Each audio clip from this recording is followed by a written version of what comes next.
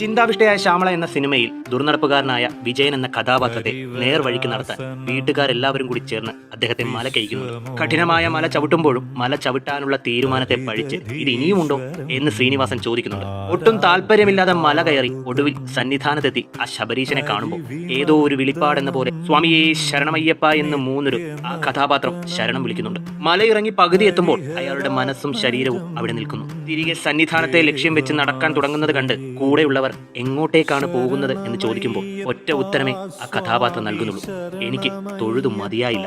വ്രതം നോറ്റു മാലയിട്ട് ശബരിമലയിൽ ഒരിക്കലെങ്കിലും പോയിട്ടുള്ളവർക്കെല്ലാം ഒരിക്കലും മറക്കാൻ കഴിയാത്ത ഒരു രംഗമാണത്. ജീവിതത്തിൽ ഏറ്റവും കൂടുതൽ റിലേറ്റ് ചെയ്യാൻ പറ്റുന്ന ഒരു സിനിമാ രംഗമായിരിക്കാം ഇത്. മല ഇറങ്ങി വരുമ്പോൾ എത്രയോ തവണ അങ്ങ് സന്നിധാനത്തിരിക്കുന്ന ആ ശബരീശനെ ഒന്നുകൂടി ഒന്ന് കാണാൻ മനസ്സ് തുടിച്ചിട്ടുണ്ട്. കാശിയിൽ പോയി വരുമ്പോൾ അതുവരെയുള്ള ആളായിരിക്കില്ല നിങ്ങൾ തിരികെ വരുമ്പോൾ എന്ന് പഴമക്കാർ പറഞ്ഞു കേട്ടിട്ടുണ്ട്. കാശിക്ക് പോകാൻ കഴിയാത്തവർക്ക് അത്തരമൊരു മാജിക്കൽ ഫീലിങ്സ് ശബരിമലയിൽ നിന്ന് ലഭിക്കും. കാവ്യമുടുത്ത് ഗംഗയിൽ മുങ്ങി കാശിക്ക് പോകും ഭക്തന്മാർ എന്ന അയ്യപ്പ ഭക്തിഗാനം ഓർമ്മയില്ലേ?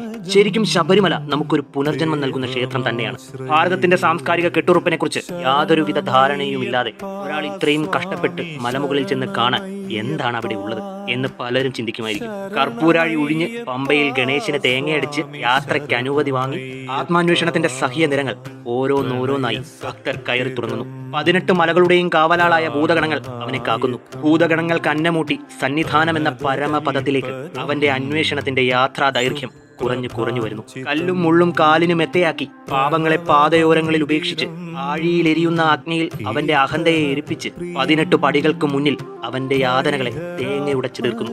ആദ്യത്തെ 5 പടികളിൽ പഞ്ചേന്ദ്രിയങ്ങളെയും പിന്നീടുള്ള 8 പടികളിൽ അഷ്ടരംഗങ്ങളെയും അവിടുന്നുള്ള 3 പടികളിൽ ത്രിഗുണങ്ങളെയും ഒടുവിൽ ശേഷിക്കുന്ന അവസാന 2 പടികളിൽ വിദ്യയെയും അവിദ്യയെയും ജയിച്ച് അവൻ സാക്ഷാത്കാരത്തിന്റെ ദർശനം നേടുന്നു. 5 or 10 സെക്കൻഡുകൾ മാത്രം കാണാൻ കഴിയുന്ന, ചിലപ്പോൾ അതിലും കുറവ് സമയം മാത്രം കാണാൻ കഴിയുന്ന ഒരു ദിവ്യ ദർശനമേ ലഭിക്കുന്നുള്ളൂ എങ്കിലും നമ്മുടെ ഹൃദയത്തിന്റെ പൊന്നമ്പലത്തിൽ ആ വിഗ്രഹം ജന്മജന്മാന്തരങ്ങൾ അഷ്ടബന്ധനമൂട്ടി ഉറപ്പിച്ച് പ്രതിഷ്ഠ നേടിയിരിക്കും.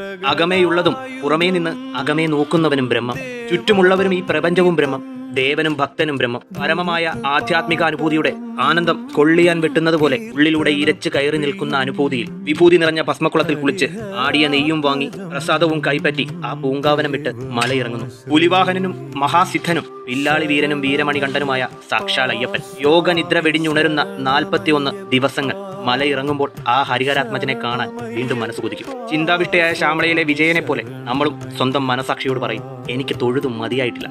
സ്വാമിയേ ശരണമയ്യപ്പ.